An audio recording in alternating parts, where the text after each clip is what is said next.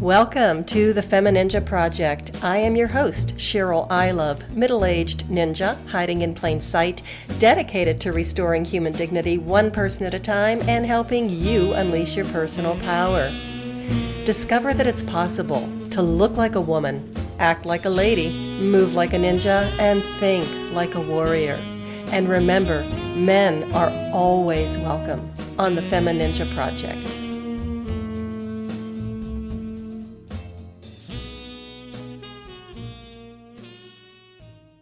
Hello and welcome to another episode of the FemiNinja Project. And thank you so much for being here. And thank you so much for tuning in. And as you know by now, the FemiNinja Project is all about empowerment.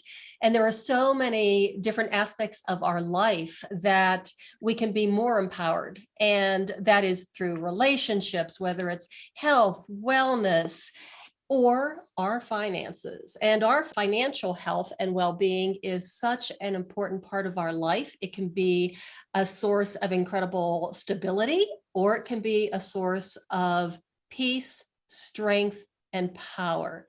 So we have a beautiful guest today, and she's going to tell us all about how we can have financial freedom through education, empowerment, and enriching our lives. Her name is Tina Ziegler. She is an entrepreneur, a mom of 5 boys, and she looks fantastic.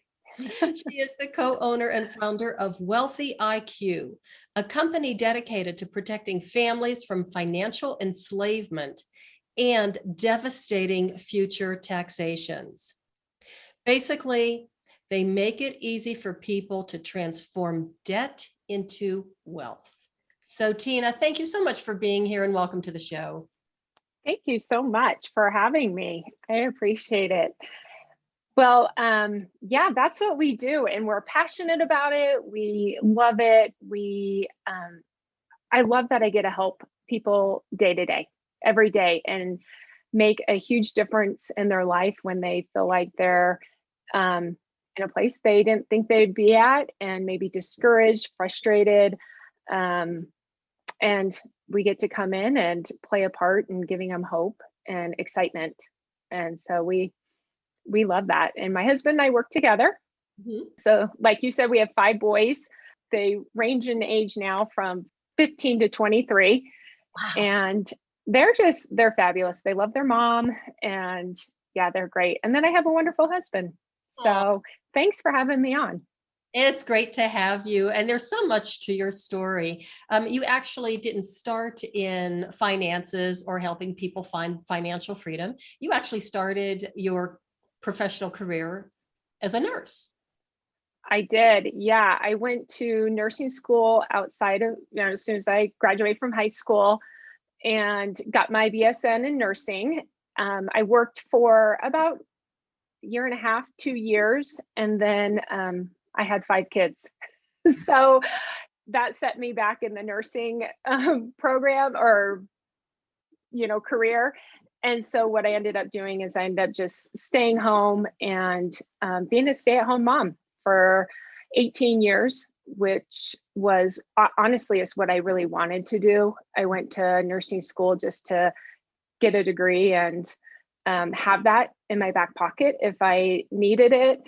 But I stayed home with my kids, and I was fortunate to be able to do that. I wanted to do that. My husband was totally on board.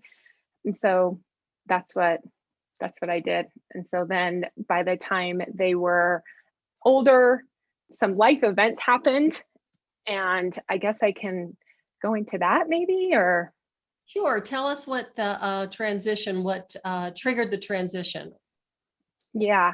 So my husband and I, we were financially free in 2006. So what that means is our passive income surpassed our household expenses.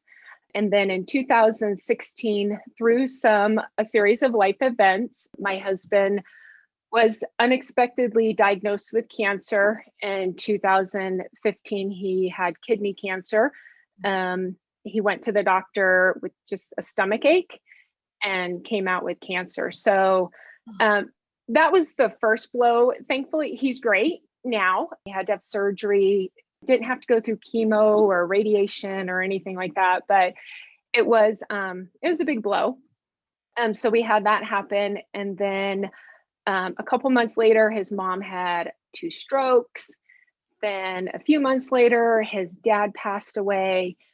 His mom wasn't doing well. And then the next year, just a really good business deal went south and went bad. And we went from a really good income to no income overnight. And we had 5 boys, 3 of them in high school. So just really heavy, expensive years. And we were in a really bad situation. I mean, we were in a good situation at the time because we had savings. We had planned, we had put money away. So we had all of that there, but with everything going on and all that, especially with my husband and his job, it put us in a place where he wasn't able to work for more than one reason. So we lived through our savings, and I was in a situation where I had an opportunity kind of land in my lap. And so I acted on it to go and start helping people financially, which was a total blessing. It was just a gift. And it was kind of helping us continue through and push along while my husband recovered and had to go, with his cancer and all that. There was a lot that went in with that. So I was a stay-at-home mom, like I said, for 18 years. And all of a sudden I jumped into the business world, and I knew nothing about sales. I knew nothing about finance or the financial industry. But I loved it because I was able to go out and make a difference and help people. As you were learning this, had you already healed your own financial difficulties, or was it through this training that you were learning how to get yourselves back on track after being hit blow by blow by blow with all of those life events that basically had you, just burn through your savings? And thank goodness you did have that in the savings, but that's really not what our savings is to just carry us through that. I mean, it's good to have it, but we want to do other fun stuff like vacations. Yeah, that's a really good question, because we were actually our first clients. So we ended up through the process living through our savings and ended up with credit card debt, some auto loans. We had a good amount of debt ourselves. And so we were our first clients. And so how we help people is exactly what we did for ourselves, and put ourselves on a step-by-step plan of how we're going to get on the other side of this. So it worked so well for us that we're like just super passionate about it, because we know when people are financially strapped or they don't have a plan, it impacts every aspect of their life. It impacts their marriage. It impacts their family situation with their kids.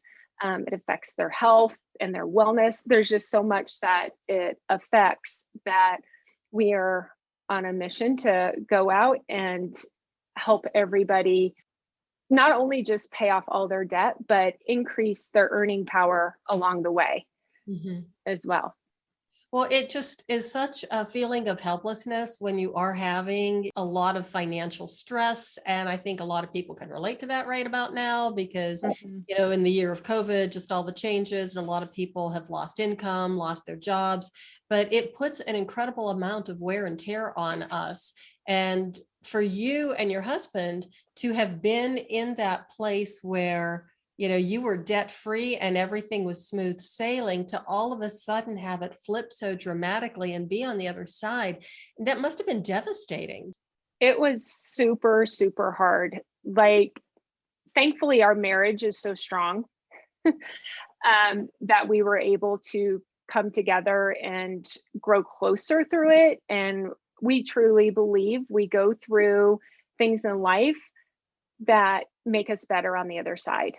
And both my husband and I feel like we're better people now that we're on the other side.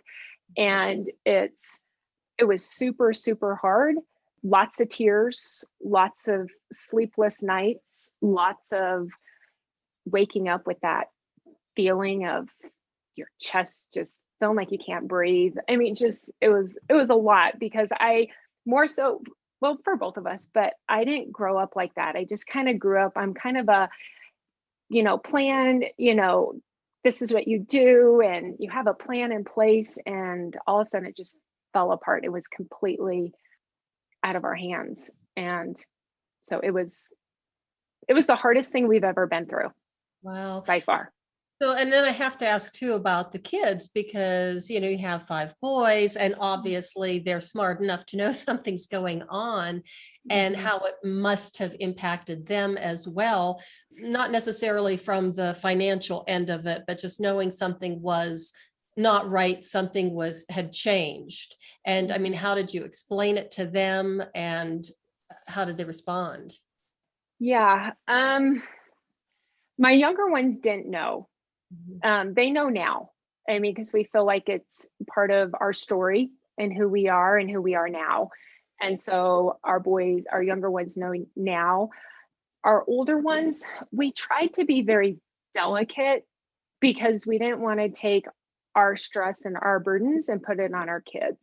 I mean, honestly, the thing that was hardest on my kids is when my husband got cancer. That was the hardest thing, because they knew about it. Everybody knows the C word. And so my oldest told me afterwards, he was wondering, oh my gosh, should I drop out of high school and go get a job and start helping with the family and financially, and and him just being young. I mean, that's where his mind goes. And which is super sad to hear. But it's reality. It's what happens probably in anybody, but even more so some boys. They just feel like they need to take up that responsibility of their father. But then when everything happened financially, yeah, there was a lot of things that were like, no. And but some things you still have to say yes to. You still have to, let them be kids. So it was just a really hard balance. But part of the reason why we ended up having some debt. I mean, if they're playing sports, you need to pay for their school fees and their sporting events and stuff like that. But they were aware of it, but we tried to keep it in a balance. We didn't tell them everything, but we did have to tell them things, because they'd be like, why not? Yeah.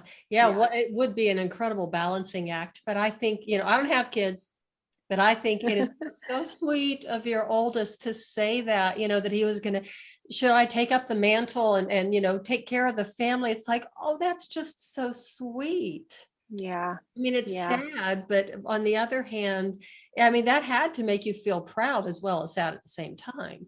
Oh, absolutely. So then okay, you and your husband were your first clients, which is great. I'd love to know how you either paid yourselves or paid the fees or whatever. So that'd be an interesting discussion. So once you started, how did you start? Did you say, okay, did your husband leave his job, or had he lost it through, going through the cancer treatments? I mean, or the surgeries? How did that happen? And how did you end up with the WealthyIQ? Yeah.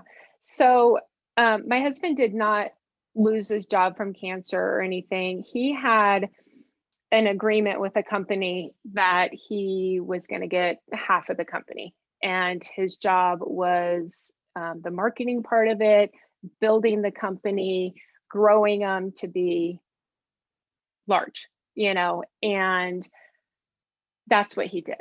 And he put his whole heart and soul into it. And at the end, when things were going really well for that company and he had done his job really well, they pulled the plug and said, sorry, we don't need you anymore. And said, you have 1 month left to get paid. And there's a lot with it, but that's kind of the gist of it. So we learned a few lessons through the whole thing, but that's what happened. So we went from good income to nothing overnight. And so that was just another straw that just kind of kept knocking my husband down. And that was kind of like a final one. He was knocked down hard. He was Yeah. knocked down really hard.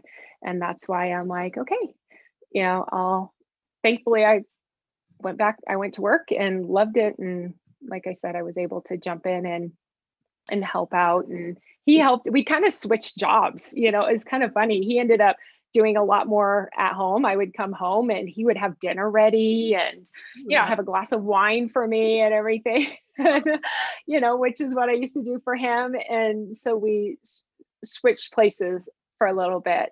So then fast forward, we had heard a little bit about what we do. Jeff had heard years ago, but didn't really listen to it, didn't really pay attention to it. I don't know if anybody's ever read Rich Dad, Poor Dad by Robert Kiyosaki. So he has some really good, strong, powerful concepts in there that we put to work. We also put together our own proprietary software, which is called WealthyIQ. And it's a software that we are able to put people's debts into the software, along with using a financial vehicle to then accelerate them paying off their debt.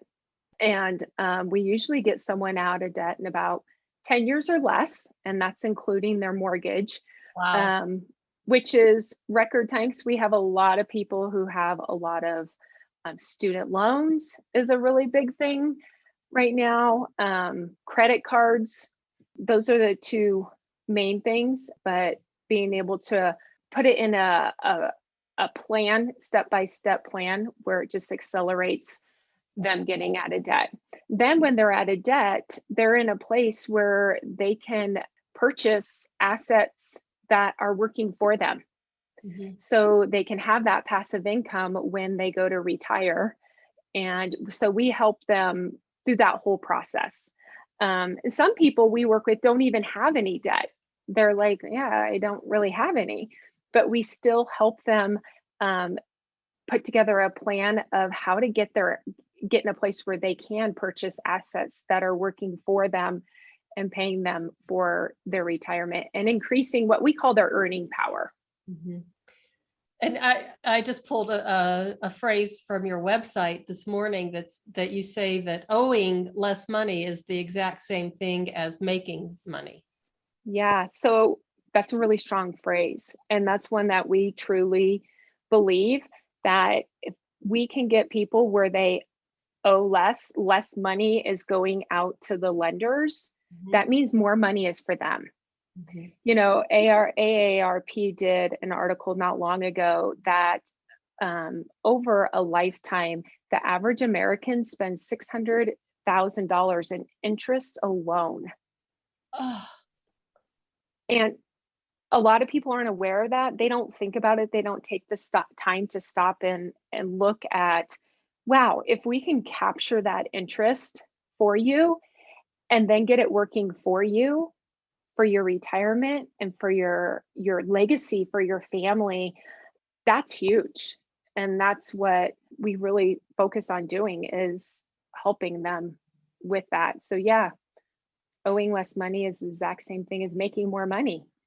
Because if you're not sending it out to your lenders, it's in your bank account for you to do something with it that can make a difference, not in your life, but also someone else's life. Right. Wow, that's really fascinating, because when I first got married, and we've been married a very long time, but we had dated for about 7 before we got married. And after we got married and I realized how much debt he really had, and it was more credit card debt, I just looked at him and I said, had I known this, I would not have married you until you cleaned this up. Mm-hmm. And it took a while for me to convince him. He's, just pay him $100 a month. Just do. I'm like, this is what the interest is. Yeah. And I really had to work hard to help him see where a lot of the money was going. But yeah, so there was definitely a learning curve there. But I think this is a word that you used on the website too. But even as you were talking about, that $600,000 interest in a lifetime, whatever, it is a form of enslavement because you are powerless almost against the people that have loaned you money to make your life easier. But in the end, it's making it a lot harder. Mm-hmm. Yep. People don't realize that. Mm-hmm. What you do in your company or in your business is you really educate people. And one of the things I find fascinating, and I loved to see this in print, is that you say that banks and other financial institutions don't have your best interests at heart. Mm-hmm. And so speak that truth. Yeah. So that is such a true statement. So think about, like, right now we're in a time where interest rates are really low for mortgages, and you talk to someone and they're like, oh, I'm not worried about my mortgage. I only have a 2.75% interest rate. But the thing that I don't tell you is that that's amortized. So if you really go and you look at your mortgage statement and you do the math, you're most likely paying about 68% in interest. You don't get down to that 2.75 until the very last few years. So nobody tells you that. And so what they try to do is get you to refinance your house and take equity out of your house to pay off your debts. And then your debts are gone, but you're starting over with another 30-year mortgage that's amortized, and you're paying that high interest rate again right then. So they don't tell you that. And credit cards, the same thing. I mean, they're there to just get you to keep using them. Here, we'll give you 6 months free interest, and then you get in there and you're like, oh, I can't pay it off, and then they tack all the interest on. And it's just this vicious cycle that they get you in because they don't tell you, they don't educate you really what you're getting into. Every single time I see that word free, it's like run, turn around and run, because nothing is free. Right. It always comes with a price tag somewhere along the line, and you think you're getting a great deal, and you might actually be getting, something. Yeah, I don't want to say anything dirty, so yeah. this is a family-friendly show. So the other thing is that you empower people.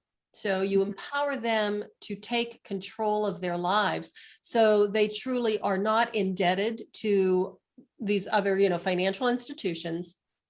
They then have the freedom to be able to live the life that they choose to live and that was meant for them to live. So if you can elaborate on that, that'd be great too. Yeah.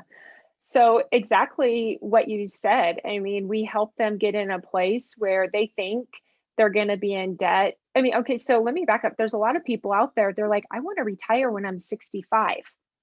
But when I look at my mortgage in itself, and along with everything else, they're like, I don't think I can do that. There's no way I'm going to be able to do that. And so we help people do that. And we help them set that up so they can be in that place that they can retire when they want to at 65 and be able to go and enjoy that part of their life that they're not currently sure they're going to be able to do. So that's a big part of what we do, and giving them hope. I mean, a lot of people will come in and their response is, why does everybody not know about this? And we're like, that's exactly why we're here and trying to get the word out, because everybody, they don't know about it. They don't know what we can do to help them get from being totally discouraged and hopeless to looking and be able to put their head on their pillow at night and knowing they have a plan in place to get them over here. And it's really fun, and it's really exciting to watch the process and see people pay off each debt, at a time. We're like, hey, you're paying off your credit card this month. Tear it up. Don't use it. Okay, we're going to pay off another one. And working through that with them, it's rewarding. I'm sure it is, because you are taking them from being hopeless and discouraged to giving them hope and seeing that they do have their power and giving them their power back. So that's just awesome. But that kind of triggered my next question. Are you ever too old to start, or is it ever too soon to start? Mm-hmm. It's never too soon to start. So the vehicle that we use with our clients, all of my kids have this vehicle, and so do we. So you're never too young. Actually, when you start when you're younger, is only going to help for when you get older. So never too young. Actually, it's encouraged to start younger, as with anything. Age-wise, we typically help someone up to the age of 60, but that doesn't mean that someone older than 60 can't be helped. There's a couple we're working with, and he is older than 60. And when we put together his plan, like, his wife was in tears and just thinking, oh my gosh. Now, theirs is going to look different because they're going to have their debts paid off later in life. So they're not going to have a lot extra time on the other end. But knowing that they have a plan in place to get those paid off in record time, it was super exciting when I looked at their plan. I mean, it almost made me cry. So to answer your question, around 60 is kind of the top, but doesn't mean that we can't help them after 60. Okay, good to know. We actually have a credit card, and I think our balance is $100. And I'm like, yeah. Good job. Good job. Well, it changes how you look at things too, as far as like a value system. You make different choices when you're being meticulous. It's not about being cheap. It's about really prioritizing where you want to spend your money. Absolutely. And that's very true. We also believe, to kind of go with that, is your marriage needs to be strong if you're married. And that means spending time together. And that doesn't mean you need to go spend lots of money out, eating out and all that. But you also need to be able to, we want people to have fun money. And we want them to also, while they're going through this process and working through the plan, we still want them to be able to go do things with their grandkids and do things with their spouse and their family. So we are not at all about totally pinching pennies. We're more about, let's put your money to work for you. Because if we're telling someone to pinch pennies, that only lasts for so long. And realistically, and then, most people, it gets to a point and they're like, kind of stop doing it. So we're like, okay, let's be smart, but let's put together a plan where you can still go do fun things with your wife and, like I said, your kids and all that. So we try to work with them and really just finding money that they're already spending and putting it to work for them. That's great, because denial just doesn't always work. It's like, when you're trying to lose weight and, okay, I could never have chocolate again. I'll never have pretzels again. I'll never have wine again. It's like, what's the point in living? But if you just kind of have it on occasion, moderation, you can still lose weight and have a good time when you want to. So it's not about depriving yourself of every simple or every single pleasure in life. Right. Absolutely. I totally agree with that. So you and Jeff have a master plan that you offer your clients, or how does that work? Yeah. So really what we do, we touched on this a little bit, is we really have an educational process because we know and we believe that the first step is educating people. And if they're not educated, then they don't really see the need to make a difference, or it's harder to stick with it. So pretty much what we offer up front is educational. So we do webinars, but our main focus right now is my husband and I, we do 5-day earning power challenges. But it's inside a private Facebook group, and we educate people on the root issue or the real problem, which is unproductive debt. And the reason most people can't invest in passive income and assets is because, and actually have their money working for them, is because most of their cash flow is going out to service their expenses and their liabilities. Mhm. So we show them how to flip the odds back into their favor through educating them, and then those who raise their hand, then we do a one-on-one appointment, get to know more of their situation, what kind of goals they have, what are their goals for life, what are they wanting, and then also look at their current situation and then put together a plan and get some basic information from them. We never need any social security numbers or anything personal like that. We just need some basic information and then go from there for building everything and putting it together. So where can people find you? What's your website? Yeah, so it's WealthyIQ.com Mhm. is our website. You can go in there. My email is tina@wealthyiq.com. So you can always email me directly, and we can set up a calendar link or whatever and jump on a call. Mhm. We do have an on-demand webinar that I can sometimes just send out to people that they can just watch in the comfort of their own home. And so we have that as well for education as well. So they could even watch it wearing their bathrobe. They could, yes. Those are the best times to watch it, when you're in your bathrobe, your sweatpants, and Yes. if you like wine, you have a glass of wine, you're kind of relaxing with your feet up, and yeah, that's exactly what it's for. And no makeup required. Absolutely, absolutely. And what about the Facebook page? Is that a private Facebook page you were talking about? How can people join that? So it's a private group that lasts 5 days, and then we close that group down, and then we start another one. So that link, it's not active right now because we only start sending it out like a few days before, but I will definitely can get you that link that they can then click on to join. Because is that something that's accessible through your website, or do they have to make contact with you first, then to get on the list? Because if our listeners, this episode is going to be up for a very long time. So if somebody even like a year from now clicks on this, they could just either go to your website or they can email you or contact you through the website to get on your group, the next one that you have up. Yeah, so it would probably be best they could email me, and then I can send them that current link for that Facebook Live group. Okay. I can send them that one at that time. And so, yeah, it's just tina@wealthyIQ, and it's wealthy with a Y, IQ.com.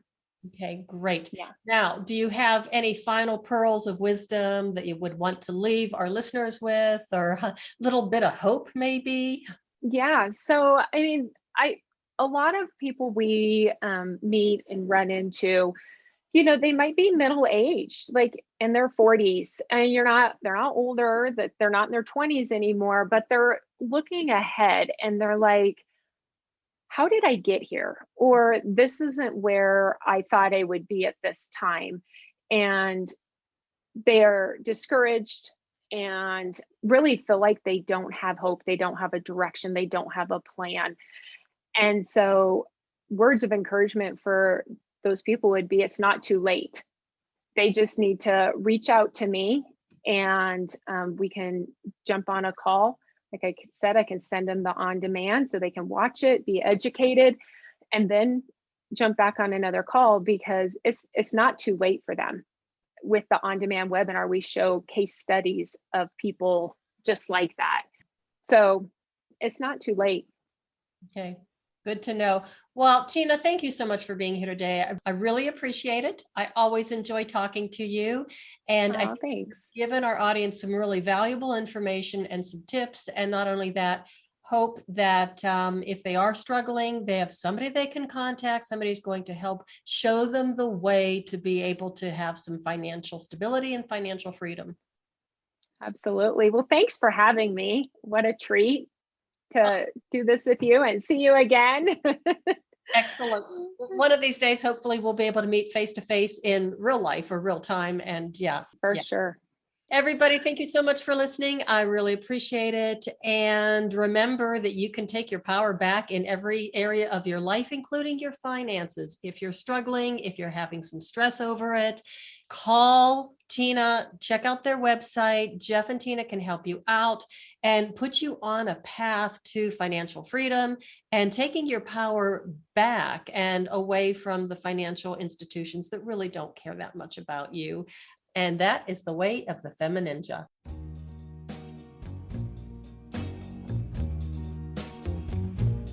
And that's a wrap on another episode of the FemiNinja Project.